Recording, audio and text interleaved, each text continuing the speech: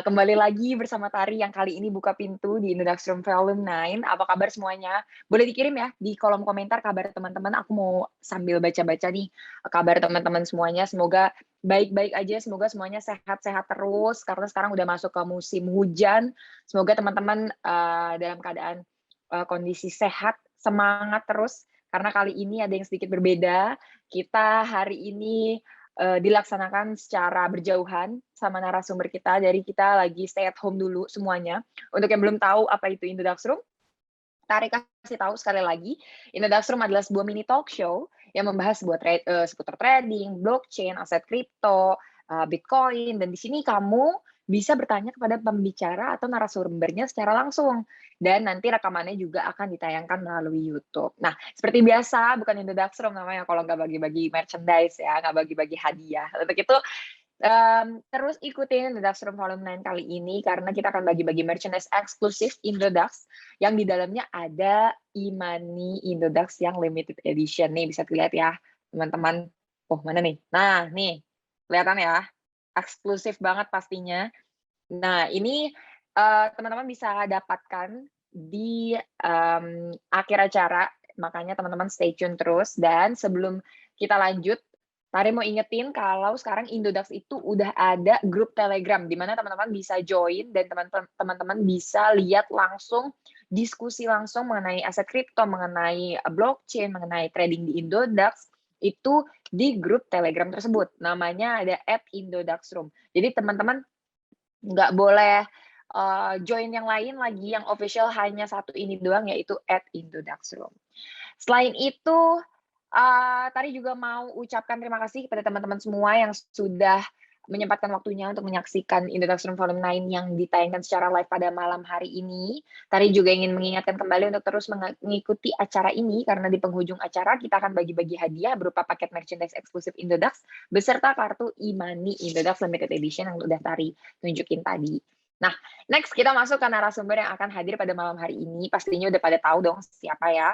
Di hari ini kita kedatangan dari Product Manager Bitcoin.co.id, yaitu ada Kak Audi yang akan sharing dengan kita mengenai ETF disetujui apakah Bitcoin to the moon. Nah, bagi kalian yang sedang menggeluti cryptocurrency atau blockchain atau para trader atau teman-teman yang baru mau coba trading sambil kuliah, cocok banget nih untuk ikutin Indodax Room kali ini. Oke, sekarang waktunya teman-teman bisa mulai merangkai pertanyaan yang dijawab sama Kak Audi nanti di sesi tanya jawab. Caranya gimana? Caranya gampang banget, seperti biasa teman-teman tinggal mengirimkan pertanyaannya di kolom Q&A. Ingat ya, di kolom Q&A. Pertanyaannya juga harus ditulis dengan format yang benar, yaitu menuliskan nama, username Instagram, kota asal, dan dilanjutkan oleh pertanyaan teman-teman. Contohnya Tari, @diandritari di Jakarta, dan pertanyaannya apa itu Bitcoin. Nah, selanjutnya tim Indodax Room akan memilih pertanyaan terbaik dan Tari selaku host akan membacakan pertanyaan terpilih untuk dijawab. Dan untuk 5 pertanyaan terbaik yang terpilih yang akan dibacakan akan mendapat hadiah berupa paket merchandise eksklusif dari kami yang di dalamnya ada e-money Indodax Limited Edition yang tadi. Nah, sebelum dimulai, Tari mau mengingatkan kembali untuk gabung di grup Telegram Indodax, yaitu @Indodaxroom, karena di sana kalian bisa berdiskusi seputar trading dan aset kripto dengan sesama member lainnya. Nggak usah lama-lama lagi, langsung aja kita undang narasumber Indodax Room Volume 9 kali ini bersama Kak Audi, Product Manager Bitcoin.co.id. Halo Kak Audi. Kak Audi, apa kabar Kak? Baik, Tari gimana kabarnya? Baik, tapi di sini hujan terus nih Kak. Di Bali gimana? Wah, kalau di Bali malam hujan, kalau siang panas banget nih, Tari. Oke. Jadi kebalik ya. Oke, Iya. Kak Audi, karena hari ini dan nemenin Tari untuk sharing-sharing dan hadir di Indodax Room Volume 9, terima kasih. Semoga nggak ganggu jadwal padatnya Kak Audi. Enggak dong, justru makasih banget nih Indodax Room udah mau ngundang sebagai narasumber di Indodax Room Volume 9 ini. Mantap. Kalau gitu langsung aja kali ya Kak Audi, mulai Ya. pertanyaan pertama. Oke, Kak Audi, kan tadi Tari introduction-nya udah bilang nih, Kak Audi ini product manajernya Bitcoin.co.id. Boleh diceritain sedikit nggak sih gimana pengalaman trading atau di blockchain-nya Kak Audi sampai saat ini bisa jadi product manajernya si Bitcoin.co.id ini? Oke, kalau pengalaman trading nih tadi, kalau dulu tuh sebenarnya aku diundang, apa namanya, dikasih tahu nih informasi tentang Bitcoin atau cryptocurrency, itu tuh udah dari awal tahun 2018.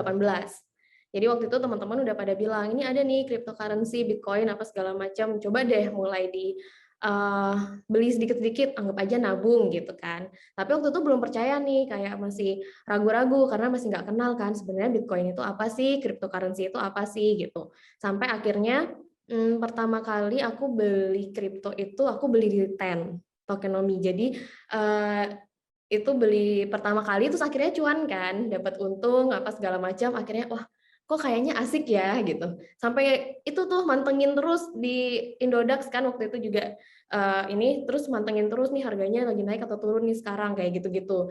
Terus akhirnya setelah ketagihan, aku coba lagi untuk beli di koin-koin lain, tapi waktu itu masih belum mendalami tentang cryptocurrency itu sebenarnya seperti apa sih cara kerjanya. Jadi kayak cuman, mmm, pengen beli-beli aja gitu, ngerasain cuannya, kayak gitu kan. Nah, akhirnya sampai beberapa kali sih sempet, udah beli, ternyata dia harganya turun, panik kan.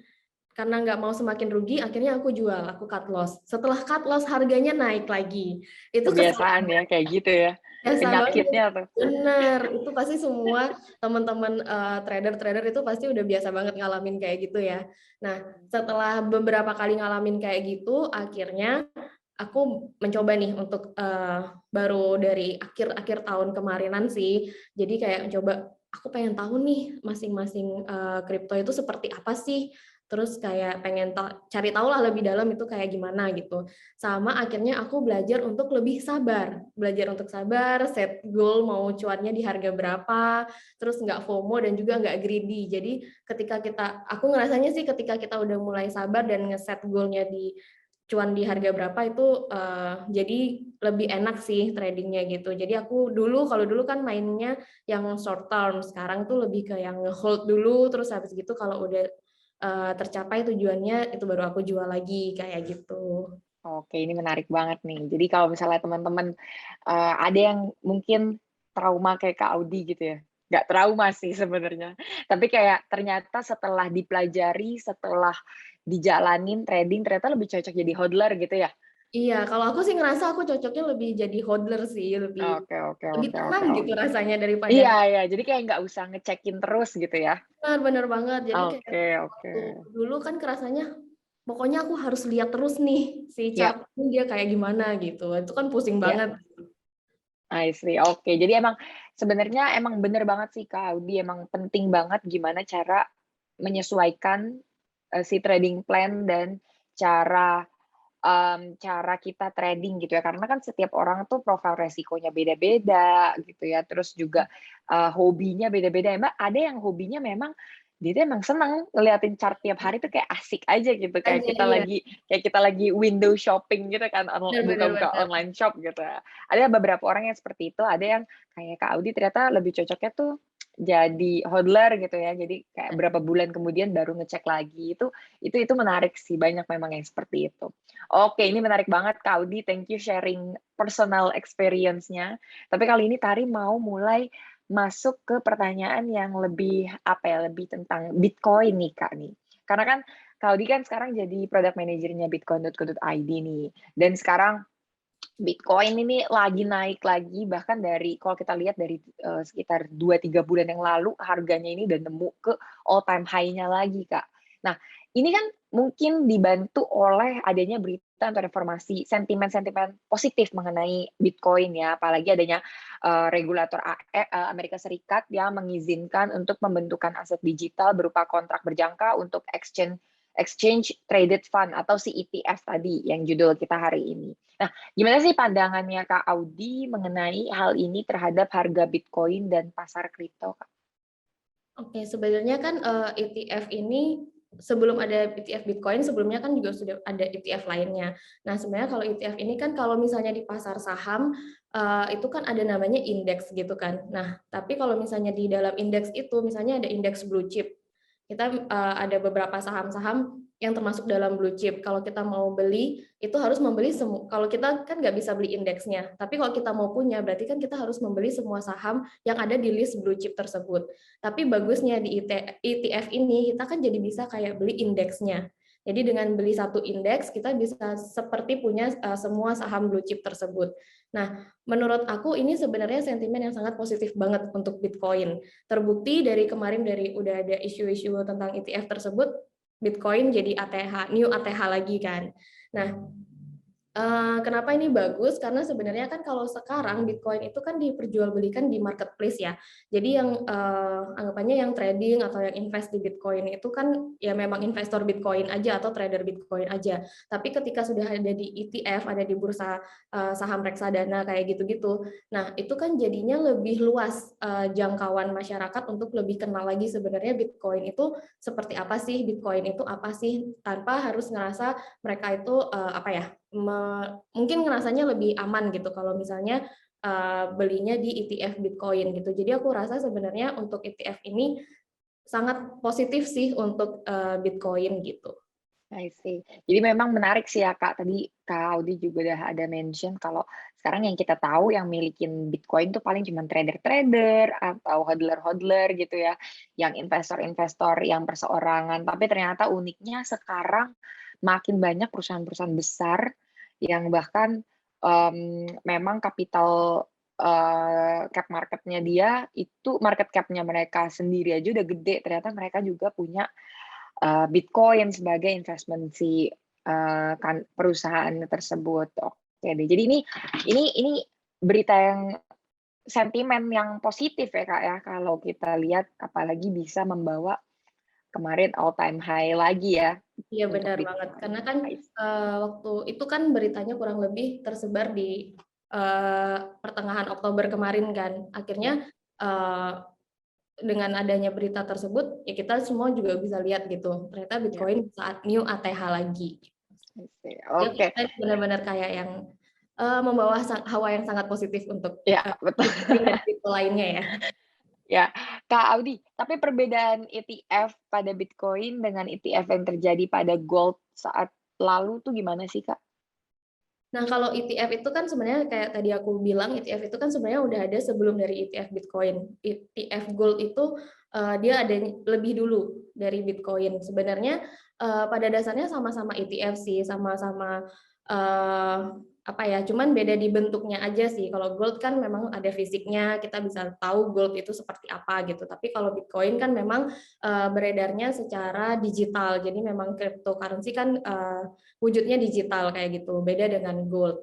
Nah, tapi kalau misalnya dari sisi ETF itu sebenarnya cara kerjanya sama aja, jadi mereka memang sama-sama mengikuti harga jual beli di real market yang saat itu tanpa ada campur tangan fisiknya juga. Jadi meskipun kita bisa melihat gold itu ada fisiknya, tapi kalau misalnya di ETF itu tetap kita jual belinya sesuai dengan harga market tanpa ada campur tangan fisik. Jadi dua-duanya sama-sama tidak bisa kita lihat secara fisiknya gitu. Jadi menurut aku sih sebenarnya pada dasarnya kurang lebih sama aja gitu. I see, oke. Lalu Kak, sekarang kan kita tahu ya, kemarin heboh banget sih El Salvador ini ternyata udah bukan cuma melegalkan, tapi menjadikan Bitcoin ini sebagai alat tukarnya atau mata uangnya gitu ya, bukan cuma legal doang nih. Nah, terus ternyata sekarang-sekarang ini ada Ukraina, ada bahkan ada Rusia juga gitu ya, yang mau menyusul gitu. Nah, apakah hal ini bisa menjadi kunci Bitcoin dapat dilegalkan di negara-negara besar, Kak? Oke, kalau menurut aku nih Tari, kalau misalnya kita ngelihat mundur nih ke zaman dulu gitu kan, sebelum awal-awal waktu internet muncul, itu kan semua orang juga pasti takut kan. Pada dasarnya kan kita biasanya akan takut sama sebuah perubahan baru gitu, karena kan Betul, internet setuju. itu ya internet kan sesuatu yang baru, terus Ya, teknologi baru itu sangat susah diterima waktu itu dan terasanya seperti ancaman kan buat kita gitu. Tapi kalau misalnya kita lihat sekarang, coba deh siapa sih yang bisa hidup tanpa internet? betul. Pasti rata-rata orang pasti akan sangat tergantung dengan internet gitu. Nah, menurut aku ini sama halnya dengan Bitcoin. Jadi awal kemunculan Bitcoin itu pasti akan orang-orang karena ini sesuatu yang baru, kan kita nggak bisa lihat wujudnya ya, tapi dia harganya cukup mahal gitu. Tapi dan makanya itu orang pasti akan mikir ini menakutkan nih, ini sesuatu yang berbahaya nih gitu. Itu pasti orang nggak akan bisa terima. Tapi seiring berjalannya waktu, mungkin orang-orang juga udah mulai paham sistemnya seperti apa, cara kerjanya kayak gimana. Nah, aku rasa ini juga bisa jadi apa ya? Kalau untuk awal ke negara-negara lain, aku rasa ini mungkin sih. Kalau misalnya kita lihat di awal kan El Salvador yang lebih dulu untuk melegalkan Bitcoin. Nah, diikuti dengan Ukraina, lalu selanjutnya mungkin dari Rusia juga akan ikut. Berarti kan ada negara yang dicontoh dan sudah menurut mereka tuh berhasil nih mengimplementasikan Bitcoin sebagai alat pembayaran dan dilegalkan di negara tersebut. Nah, menurut aku bukannya nggak mungkin, tapi ini mungkin untuk Bitcoin bisa diterima di negara-negara lain. Cuman mungkin memang butuh waktu, pasti kan semuanya butuh waktu dan preparation yang cukup panjang nih dari berbagai macam negara, karena kan tiap negara juga pasti punya regulasinya sendiri-sendiri, masing-masing itu pasti beda-beda.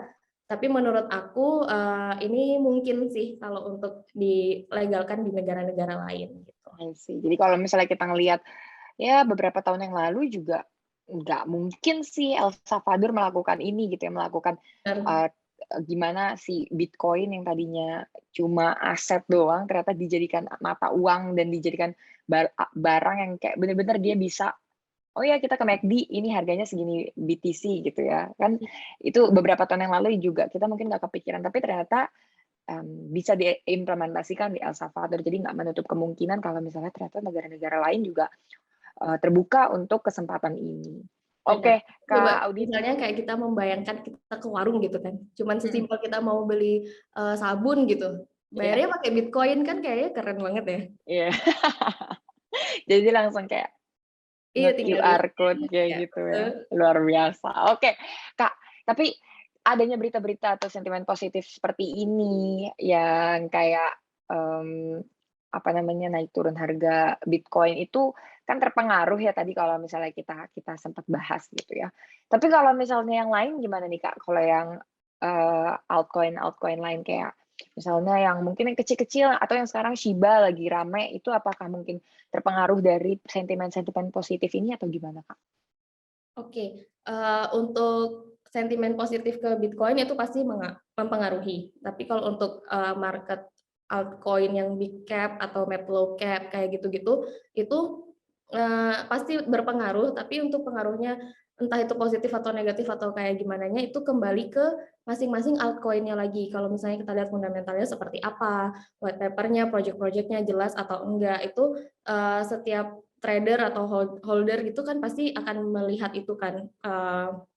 Kalau zaman dulu misalnya orang ketika Bitcoin lagi nggak bagus, mereka lebih cenderung memilih altcoin dengan harga yang lebih rendah kan, lebih murah daripada Bitcoin. Tapi ketika Bitcoin naik, pasti orang akan berpikir, oke, aku akan berfokus ke koin utamaku nih, karena dia lagi naik, makanya altcoin-nya ditinggalin. Tapi kalau zaman sekarang yang kita lihat kan banyak banget altcoin yang project-projectnya itu juga bagus banget, project-projectnya juga jelas banget. Jadi ini berpengaruh, tapi tergantung balik lagi ke project dari dan fundamental dari altcoin tersebut. Kira-kira oke nggak nih? Karena kan sekarang orang juga dengan berkembangnya zaman di kripto ini kan juga orang-orang pasti pada semakin pinter ya nyari informasi apa segala macam, itu mereka pasti akan melakukan analisa untuk altcoin baik yang big cap maupun net low cap. Jadi itu semua balik lagi sih tergantung dari masing-masing altcoinnya. Cuman kalau dibilang berpengaruh, menurut aku ini mempengaruhi juga karena kalau kita lihat beberapa hari belakangan ini, ya kayak tadi kamu sempat sebut nih Tari Shiba itu kan dia juga new ATH lagi nih untuk harganya. Terus habis Iya. gitu kalau nggak salah apa ya, beberapa altcoin lain juga kan ada yang ATH juga mengikuti dengan sentimen positif dari Bitcoin akhir-akhir ini gitu. I see, oke. Jadi memang sebenarnya yang namanya Bitcoin itu walaupun nggak ada sentimen positif gini, kalau emang dia lagi naik, bisa banget sih mempengaruhi, market yang lain sih ya, Kak, ya. Jadi terlepas dari sentimen apalagi ini ya, ada sentimen-sentimen positif, pasti bisa mempengaruhi karena sebegitu besarnya pengaruh dari Bitcoin yang dimiliki untuk si altcoin-altcoin lainnya.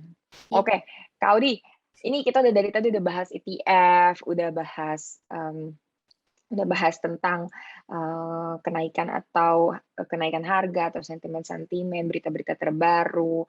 Tapi kok Tari mau nanya, tadi kan Tari udah sebut-sebut nih, Kak Audi tuh product manager-nya Bitcoin.co.id.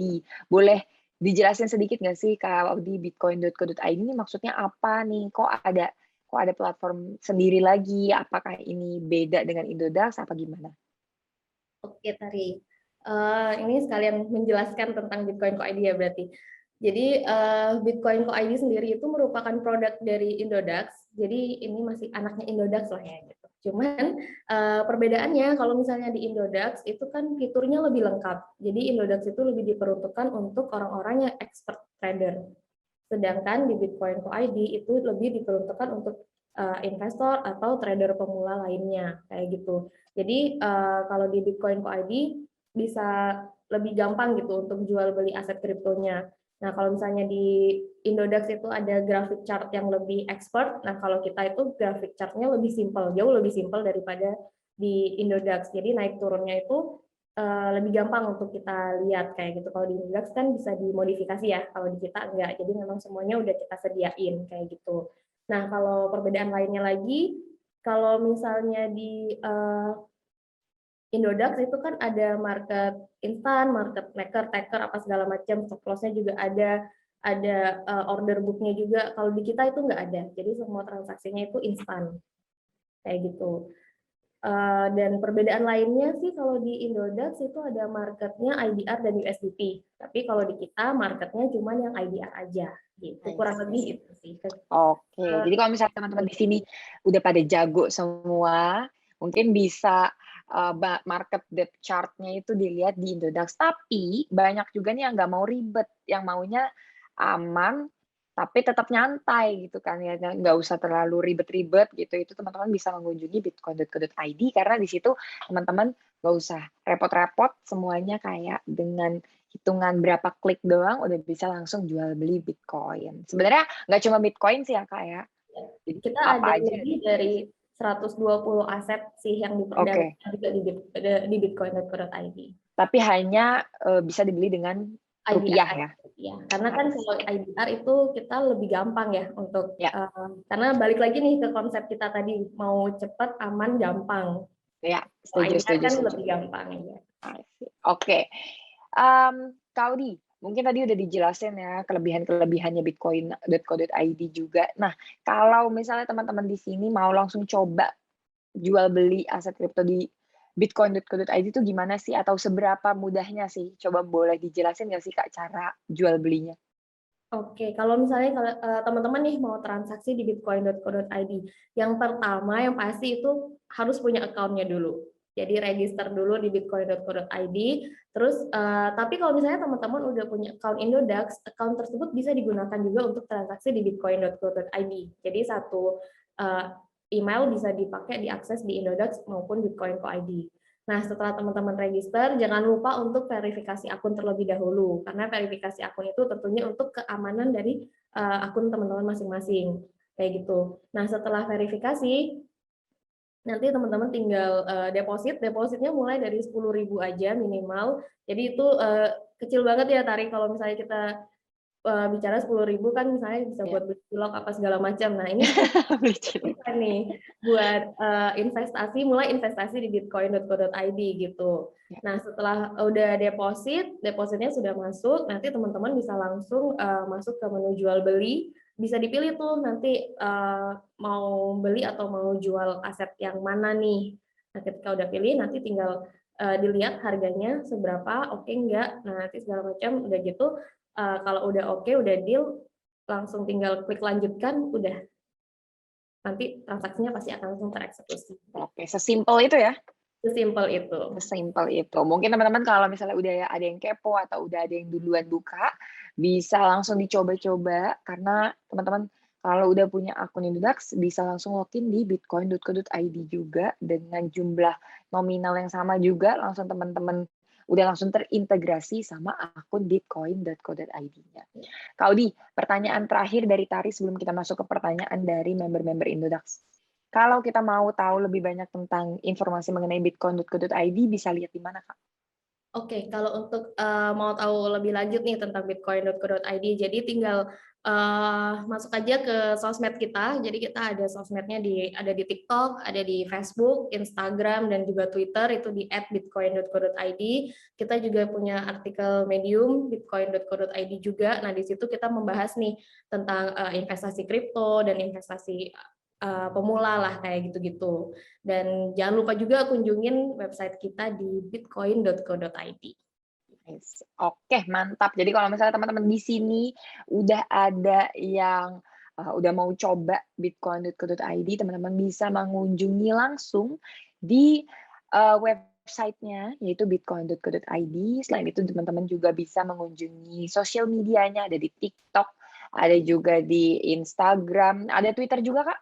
Ada Twitter juga. Ada Twitter juga. Juga Jadi ada. teman-teman bisa langsung mengunjungi sekarang dan lihat mana tahu ada giveaway-giveaway, mana tahu ada promo-promo, mana tahu ada info-info terbaru. Jadi jangan sampai ketinggalan. Kak Audi, thank you so much udah jawab-jawabin pertanyaan dari Tari.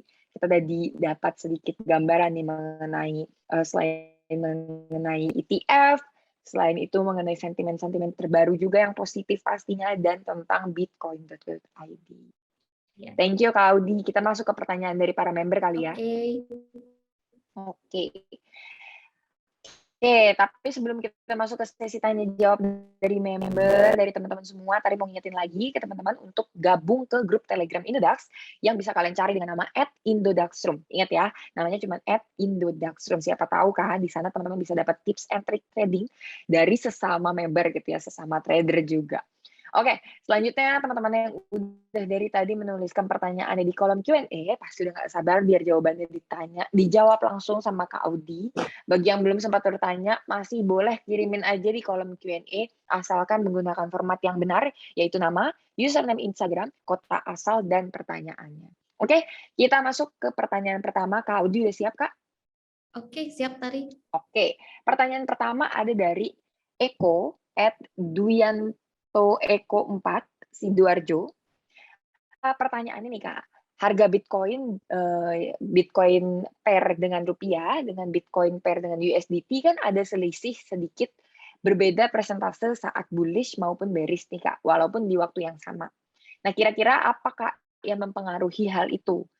Terima kasih, semoga Indodax semakin lebih baik. Terima kasih Eko, silakan Kak Audi dijawab.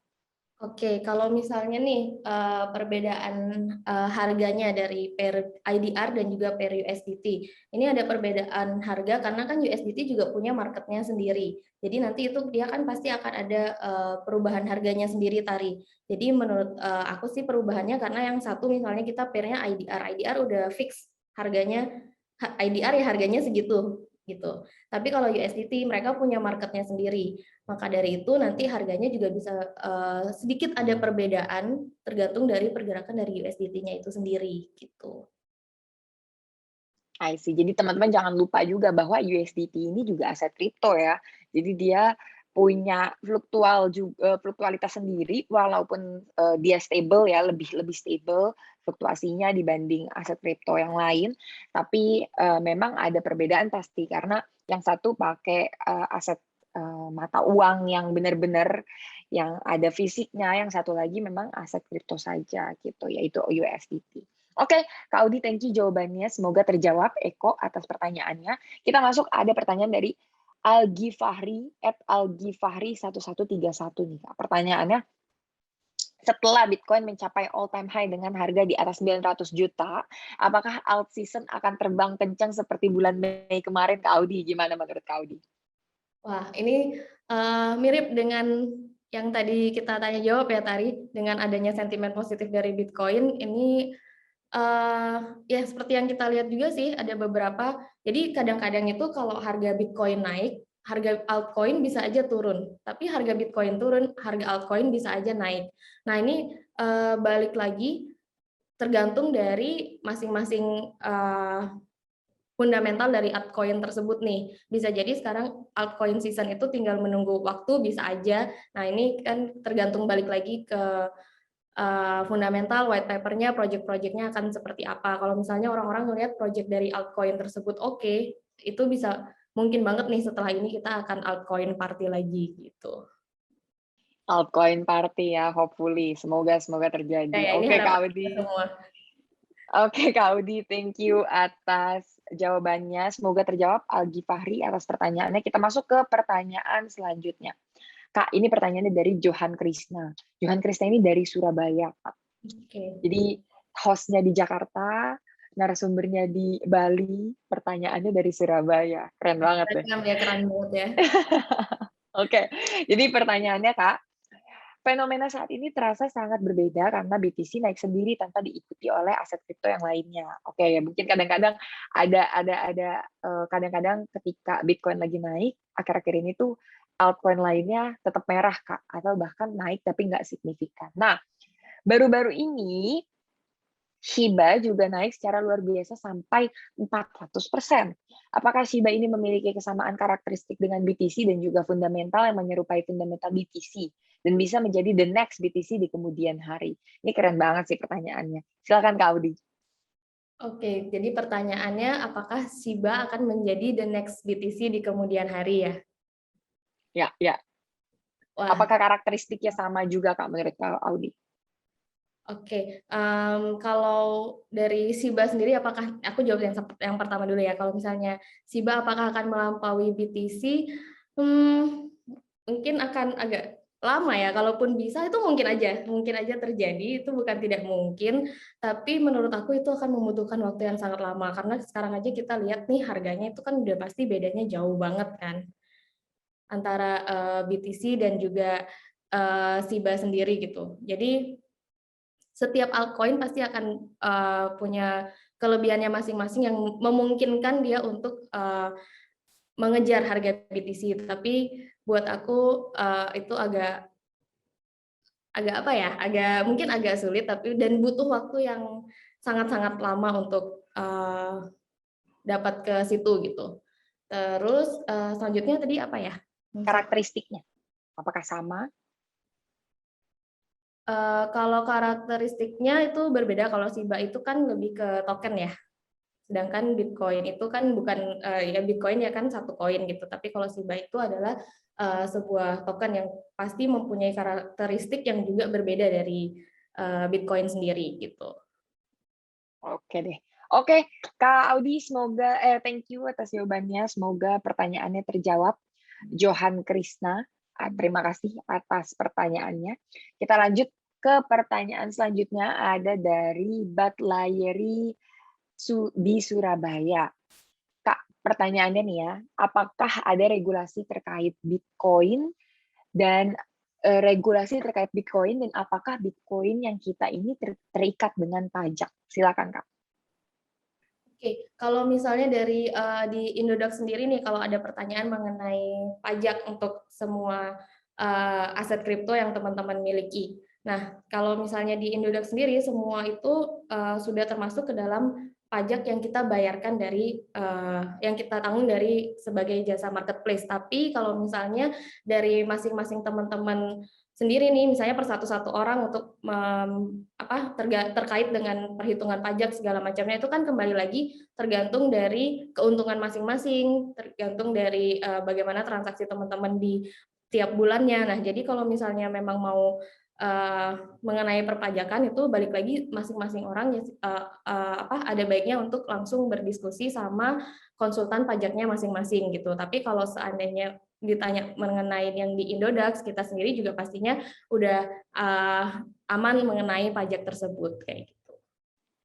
Oke, jadi ini pernah juga sebenarnya Kak Audi tadi bahas di Indodax Room sebelumnya, waktu itu special edition juga, dan itu memang kita waktu itu ada bahas bahwa sebenarnya ini tricky kalau misalnya dijadiin ada beneran jadi pajaknya yang benar-benar kayak misalnya orang yang memiliki Bitcoin itu harus bayar pajak terpisah, misalnya pajak seperti bayar pajak rumah gitu Kak. Nah, ini sebenarnya lucunya adalah sebenarnya positif, Kak. Dengan adanya dipajakin kayak gitu, berarti memang pemerintah udah meresmikan banget, udah legit jadi jadi barang atau instrumen investasi atau sesuatu komoditas yang memang sudah pantas dimiliki masyarakat, sudah layak ada di masyarakat, makanya udah dipajakin. Otomatis itu sebenarnya kalau kita lihat dari segi positifnya itu sih Kak, gitu. Jadi kalau misalnya teman-teman di sini mempertanyakan tentang pajak atau mungkin ada yang males banget nanti kalau misalnya dipajakin jadi lebih mahal atau apa. Justru kita lihat bahwa berarti pemerintah atau keresmiannya jadi semakin legit, legitimasinya juga jadi lebih terpercaya juga gitu ya, Kak. Jadi Benar. kalau misalnya teman-teman ada yang punya concern mengenai pajak, jadi kalau menurut dari beberapa narasumber sih ini bisa dilihat sebagai salah satu sentimen positif juga justru, begitu. Tapi kita belum ada, sejauh ini belum ada sih ya Kak, belum ada di Indonesia tuh kayak pajak bangunan gitu, misalnya punya Nah, rumah ada PBB gitu kan. benar, sejauh ini memang belum ada, tergantung dari kesadaran kita masing-masing nih tadi, Iya. mau melaporkan keuntungan kita atau enggak gitu. Karena memang apa namanya, di Indonesia mengenai regulasi sendiri, kita ini sudah ada di regulasinya di bawah Bapepti Benar. dan juga udah ada peraturannya juga, udah ada nomornya juga, dan ini semuanya Indodax itu sudah terdaftar di Bapepti. Jadi teman-teman nggak usah khawatir mengenai regulasi terkait Bitcoin, karena di Indonesia Bitcoin dan altcoin lainnya itu sudah diresmikan oleh Bapepti sebagai komoditas. Oke, Kak, thank you so much untuk jawabannya. Terima kasih juga kepada Batlayeri Erik di Surabaya atas pertanyaannya. Semoga terjawab. Kita masuk ke pertanyaan dari Doni, Kak. Doni ini di Lampung, Kak. Luar Wah, biasa jauh ya. banget ya. Loh, jauh banget, keren banget. Jadi pertanyaannya ini menurut Tari rada menarik, Kak. Karena kan kita tahu nih, Kak, total supply Bitcoin ini 21 juta. Atau sebenarnya sih kalau kita mau detailin banget sebenarnya hampir 21 juta, nggak nyampe 21 juta. Nah, tapi apakah itu akan cukup, Kak, di masa depan? Mengingat visi Bitcoin untuk menjadi mata uang yang digunakan di seluruh dunia. Ini sebenarnya nggak tahu sih visinya apa bukan, tapi mungkin Kak Audi punya pandangan, silakan dijawab, Kak. Oke, kalau mengenai itu mau cukup atau enggak di masa depan, jadi kan sebenarnya kalau Bitcoin itu semakin sedikit supply-nya, berarti kan harganya akan semakin mahal nih. Nah, yang punya juga mungkin kan kita cuma bisa punya cuma 0, berapa, 0, berapa, dan setiap 4 tahun sekali kan juga akan ada halving yang mengurangi dari Bitcoin itu sendiri, penambangan dari Bitcoin itu sendiri kan, yang ditambang itu kan pasti akan semakin sedikit. Menurut aku ini akan cukup untuk jangka waktu yang cukup panjang sih untuk ada di supply dari Bitcoin ini, karena yaitu harganya akan semakin mahal, yang yang ditambang akan semakin sedikit, dan kita pasti satu orang itu mungkin ya, kalau misalnya semua orang punya BTC gitu, ya punyanya 0, sekian, 0, sekian kayak gitu. Menurut aku sih masih akan cukup untuk jangka waktu yang panjang sih. Oke, oke, oke, ini menarik ya. Jadi kalau misalnya teman-teman juga pasti tahu ya kalau halving itu setiap 4 tahun sekali ya Kak Audi ya? Iya benar, tiap 4 tahun Oke. sekali. Jadi di mana reward yang didapatkan dari mining itu dibagi 2 dari yang 4 tahun sebelumnya. 4 tahun sebelumnya. Jadi iya, jadi sebenarnya 21 juta supply ini masih lama sebenarnya. Tapi tenang aja teman-teman, karena walaupun masih lama, tapi fluktuasinya juga pasti masih akan berjalan ya, Kak. Nggak mungkin kalau Ya. misalnya 21-nya udah keluar semuanya nggak ada naik turunnya lagi. Tapi Benar. kalau misalnya dilihat dari pertanyaannya sih tadi, mengingat visi Bitcoin untuk menjadi mata uang yang digunakan di seluruh dunia. Sebenarnya nggak mesti jadi mata uang nggak sih, Kak? Ini correct me if I'm wrong ya, teman-teman dan Kak Audi. Karena memang tujuannya Bitcoin itu kalau nggak salah di awal itu untuk, ya biar ada transparansi di Benar. dunia, di transaksi dunia, karena memang dijalankan di atas sistem blockchain yang mana yang lebih transparan, lebih decentralized, dan tujuannya biar nggak ada satu pihak yang memonopoli atau menjadi jurisdiction dari satu regulator Bitcoin. Itu sih tujuan utama pastinya. Ya, Oke, kalau Kak Audi. ya. Thank you, Kak, jawabannya. Terima kasih juga pada Doni atas pertanyaannya. Semoga terjawab. Kita lanjut ke pertanyaan selanjutnya nih, Kak. Pertanyaannya adalah menurut Kak Audi, Kak, yang lebih menguntungkan para trader nih sekarang apa sih, Kak? ETF, Bitcoin kah atau gold? Gimana, Kak? Kalau yang lebih menguntungkan tergantung dari eh, apa ya, faktor resiko masing-masing nih. Teman-teman lebih ke yang high risk atau yang low nih untuk faktor resikonya. Kalau misalnya kita lihat kalau di Bitcoin kan harganya sangat fluktuatif ya. Jadi kita bisa beli ETF Bitcoin dengan pergerakan harga yang cepat. Tapi kalau di gold kan harganya lebih stabil mungkin ya, kalau dari gold sendiri gitu.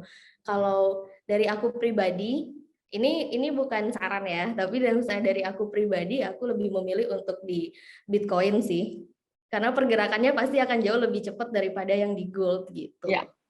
oke. Jadi nih, karena kan tadi memang Handika ini nanyanya pandangan dari Kak Audi Ya, pribadi ya. Jadi kalau Kak Audi pribadi memang lebih condong ke Bitcoin sih ya. Mungkin karena memang kita trader Bitcoin kali ya, Kak? ya mungkin ya. Jadi kita lebih familiar gitu loh Jadi sama lebih familiar, bener bener ETF-nya bener bener. Bitcoin gitu. Setuju setuju setuju. Oke, thank you Kak atas jawabannya. Kita masuk ke pertanyaan selanjutnya. Oh, thank you Handika atas pertanyaannya. Semoga terjawab oleh Kak Audi. Kita masuk ke pertanyaan selanjutnya nih Kak. Ini pertanyaannya dari Herawan di Bandung. Pertanyaannya nih Kak, apakah setiap perusahaan keuangan atau sekuritas bisa membuat ETF Bitcoin-nya sendiri? Dan apakah akan muncul ETF-ETF lain yang berbasis koin atau token kripto? Gimana Kak Audi? Oke, kalau yang ini berdasarkan yang aku research ya. Jadi kalau misalnya sekarang itu ada ETF BTC di Amerika, itu dari perusahaan Grayscale, dia udah apa ya, mengajukan untuk menjual ETF BTC. Jadi semuanya sebenarnya kalau di Amerika itu kan ada SEC ya, kalau di Indonesia sama kayak Bapepti gitu. Jadi kita harus mengajukan dulu ke badan tersebut, kayak misalnya di Indonesia kita harus ngajuin dulu ke Bapepti, apakah nanti dari Bapepti akan mengizinkan atau enggak dari perusahaan tersebut untuk menjual ETF BTC. Jadi itu kita tergantung dari Bapepti-nya sendiri itu akan mengizinkan atau tidaknya. Jadi sebenarnya sih bisa aja kalau misalnya dari perusahaan tersebut mengajukan semacam proposal untuk menjual ETF BTC ke ke Bapepti atau semacam SEC gitu. Terus kalau selanjutnya mungkin kalau misalnya ETF BTC ini kan sudah mendapatkan sentimen positif, menurut aku juga sangat mungkin untuk diikuti dengan ETF-ETF dari cryptocurrency lainnya gitu. Oke. Oke, Kak Audi, thank you atas jawabannya. Semoga terjawab. Ini pertanyaannya tadi dari Herawan di Bandung. Thank you atas pertanyaannya. Kita masuk ke pertanyaan selanjutnya, Kak. Pertanyaan selanjutnya ini dari Yanto di Kabupaten Tangerang. Nah, pertanyaannya nih, Kak, analisis teknikal dengan analisis fundamental itu lebih akurat yang mana sih kalau menurut Kak Audi? Kalau menurut aku ya antara analisis fundamental, kalau aku sih lebih ke fundamental sih. Jadi lebih tahu sebenarnya koin itu seperti apa, proyeknya oke enggak, terus habis gitu white paper-nya kayak gimana. Jadi kalau misalnya kalau aku sendiri ya, aku lebih percaya, lebih ada trust gitu loh kalau misalnya kita tahu nih Ya. gimana sih sebenarnya dari dari project dari sebuah koin tersebut kayak gitu. Mm-mm. Itu sih kalau aku. Oke. Kalau Kak Audi ya, jadi ya Kak Yanto nih barusan nanya mengenai gimana menurut Kak Audi, tapi ternyata kalau Kak Audi analisis fundamental. Kalau kalau dari Tari sih tergantung ya Kak ya. Ya, Tergantung tergantung gaya masing-masing. Mungkin ada yang cocok yang lebih sukanya tuh ngelihat chart daripada mantengin berita-berita dari media ya kan. benar. Ada juga yang lebih cocoknya mungkin kayak kau ngikutin berita-berita terbaru, ada update apa yang terbaru dari developer keepernya si suatu koin gitu kan. Jadi sebenarnya Kalau dua-duanya penting ya Kak ya? ya, sebenarnya kalau misalnya bisa dua-duanya itu jauh lebih bagus lagi Jauh sih. lebih Tapi baik. kadang kan kalau aku sendiri nih kayak tadi, aku agak pusing kan kalau misalnya ngelihat chartnya, aduh ini ntar kira-kira habis ini naik atau turun ya, kayak gitu-gitu kan. Iya. Karena aku lebih tipenya yang lebih holder gitu, jadi aku lebih ke fundamentalnya sih ketimbang analisis dari apa namanya chart dan segala macamnya kayak gitu. Oke, ini menarik banget. Semoga terjawab Kak Yanto di Kabupaten Tangerang atas pertanyaannya. Kita masuk ke pertanyaan selanjutnya ya Kak ya.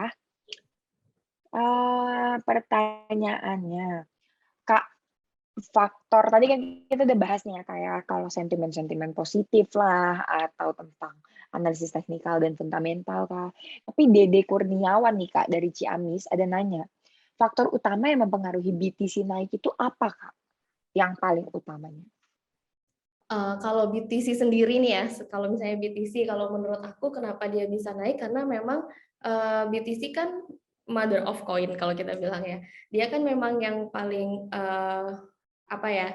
Kita paling tidak ada yang ngatur gitu untuk Bitcoin itu sendiri. Jadi trust-nya itu pasti akan jauh lebih besar di Bitcoin-nya kan. Terbukti kalau misalnya di negara-negara lain itu pasti yang akan apa ya dilegalkan sebagai alat pembayaran apa segala macam itu pasti Bitcoin bukan kripto lainnya dulu kan. Nah, menurut aku karena itu sih karena sangat apa ya tadi yang desentralisasinya itu kayak transparansinya apa segala macamnya itu sangat jelas sih untuk Bitcoin ini gitu. Jadi nggak ada pengaruh dari developernya atau dari perusahaan manapun ya Bitcoin itu ya memang berdiri sendiri. Nah itu yang menurut aku membuat Bitcoin ini sangat kuat sih gitu. Oke, jadi ternyata kita udah tahu nih ya, kalau ternyata sebenarnya emang yang memengaruhi faktor utama naik atau turun itu udah banyak banget ya Kak ya. Ya Jadi benar. dari mulai supply dan demand pun itu berpengaruh, seperti ya biasa hukum ekonomi pada umumnya, supply dan demand itu berpengaruh di mana kalau misalnya teman-teman lagi banyak permintaan atau lagi banyak penawaran itu bakal berpengaruh dengan harga. Jadi teman-teman banyak banget yang harus dipelajari, teman-teman harus analisa banyak banget antara fundamental dan analisis, itu teman-teman bisa pelajari semuanya dan, tapi balik lagi semuanya tapi disesuaikan dengan profil, trader masing-masing, gaya trading masing-masing, gaya belajar masing-masing. Dan yang pastinya semoga semuanya, bisa profit terus, cuan terus, dan, thank you juga kepada Kak Dede Kurniawan dari Ciamis atas pertanyaannya. Semoga terjawab oleh Kak Audi. Kak Audi, nggak kerasa kita udah jawabin banyak banget nih pertanyaan-pertanyaan dari member kita hari ini. Nggak kerasa waktunya udah habis. Untuk teman-teman yang belum terjawab pertanyaannya, mungkin bisa bertanya lagi di Indodax Room selanjutnya. Nggak kerasa sesi tanya jawab Indodax Room Volume 9 udah selesai. Pertanyaannya juga ternyata menarik banget, pada detail-detail juga. Semoga bisa makin dalam pengetahuannya tentang cryptocurrency, tentang blockchain, dan khususnya tentang Bitcoin yang bentar lagi kayaknya to the moon ya. Atau kita mungkin bisa ketemu all time high yang baru lagi Yang nih. baru lagi ya. Semoga. Amin, amin. Oke, jadi karena kita udah selesai menjawabin dari pertanyaan teman-teman, langsung aja kali ya, Kak Audi, Tari Ya. bacain 5 penanya terbaik yang berhak mendapatkan hadiah merchandise eksklusif dari Indodax Room pada hari ini. Oke, hari ini pemenangnya ada pertama ada dari satu ada dari Eko, @Dwianto Eko 4 dari Sidoarjo. Congratulations Kak Selamat. Eko, selamat. Semoga merchandise-nya bermanfaat dan semoga teman-teman bisa mengikuti jejak Kak Eko, dapat hadiah pada malam hari ini. Kita masuk ke pemenang kedua, yaitu ada dari Al-Ghifahri, @Al-Ghifahri1131. Congratulations. Terima kasih atas partisipasinya, luar biasa. Congratulations. Kita masuk ke pemenang ketiga, ada dari Johan Krishna, @Sinbad the Sailor 007 dari Surabaya. Ini kayaknya yang tadi dari Surabaya nih, Kak. Iya, yang tadi kita Congratulations. Semoga bermanfaat merchandise dari Indodax. Kita masuk ke pemenang keempat, yaitu Doni @Doniarda di Lampung. Congratulations, Doni. Terima kasih atas partisipasinya. Semoga hadiahnya bermanfaat. Dan terakhir, pemenang terakhir, jeng jeng jeng jeng, pemenangnya adalah Handika @Handika Rahmawan 30 di Jakarta Selatan. Congratulations, semoga semua hadiahnya bermanfaat. Semoga semuanya dapat pencerahan, dapat jawaban dari semua yang udah ditanyain tadi. Semoga sudah terjawab semuanya oleh Kak Audi. Semoga teman-teman bisa bermanfaat juga hadiahnya, dan jangan lupa teman-teman bisa dapat ini nih, e-money eksklusif dari Indodax. Ada lambang Bitcoin-nya juga gitu ya. keren banget ya Tari. Keren banget. Oke deh. Dan bagi para pemenang, selamat sekali lagi tadi ucapkan. Tim Indodax Room akan mengunjungi teman-teman secara langsung melalui Instagram resmi Indodax dari username yang sudah dicantumkan tadi. Jadi jangan lupa untuk cek DM Instagramnya, karena nanti akan dihubungi melalui DM Instagram. Nah, bagi teman-teman yang belum menang dan mau mendapatkan merchandise eksklusif dari Indodax, tenang aja, teman-teman juga masih bisa mendapatkannya dengan mengunjungi official store Indodax di Tokopedia. Jangan lupa yang ada centang ungunya. Tadi juga pengen nunjukin sesuatu sebenarnya. Kak Audi, boleh lihat sesuatu nggak sih? Oke, apa itu Tari? Ini sebenarnya Tari ada hoodie Indodax. Wow, keren ini banget. jadi teman-teman kalau misalnya mau punya hoodie Indodax, nih teman-teman bisa mengunjungi Tokopedia Indodax. Jangan lupa yang ada centang ungunya juga. Nah, teman-teman bisa beli, ada banyak banget di situ, ada buku-buku, ada merchandise lainnya, dan ada juga e-money ini juga. Nggak cuman itu doang, teman-teman juga bisa beli bantal dan yang lain-lainnya. Pokoknya merchandise Indodax lengkap semuanya di situ. Jangan lupa yang ada centang ungunya. Oke, kalau gitu demikian rangkaian acara Indodax Room pada malam hari ini. Kak Audi, terima kasih sekali lagi sudah nemenin Tari malam ini. Terima kasih juga untuk Tari, untuk teman-teman yang udah join, yang udah tanya. Semoga bisa menjawab pertanyaan. Oke, luar biasa Kak Audi. Terbantu banget. Semoga semua teman-teman di sini yang dari tadi nontonin, semoga pertanyaannya terjawab semua. Dan bagi kalian yang ketinggalan nonton, jangan khawatir karena teman-teman masih bisa menonton kembali Indodax Room Volume 9 ini melalui website indodax.academy dan YouTube channelnya Indodax. Jadi jangan lupa untuk terus follow akun sosial media Indodax dan bitcoin.co.id pastinya ada di TikTok, Twitter, Instagram. Jangan lupa kunjungi juga YouTube agar selalu terupdate dan nggak ketinggalan dengan info terbaru mengenai cryptocurrency dan blockchain. Jangan lupa juga untuk gabung ke grup Telegram Indodax @IndodaxRoom untuk diskusi seputar trading dan aset kripto dengan member Indodax yang lainnya. Tapi sebelum Tari tutup, Tari ada sedikit survei bagi teman-teman semua yang nonton Indodax Room pada malam hari ini. Make sure kalian isi surveinya melalui Zoom kalian setelah acara ini selesai. Jangan langsung di-close, jadi isi dulu surveinya. Akhir kata, terima kasih semuanya yang telah setia menyaksikan Indodax Room Volume 9 pada malam hari ini. Saya Tari pamit undur diri dan sampai bertemu dalam Indodax Room selanjutnya. Indodax, aset masa depan. Dadah. Thank you, Kak Audi. Thank you juga, Tari.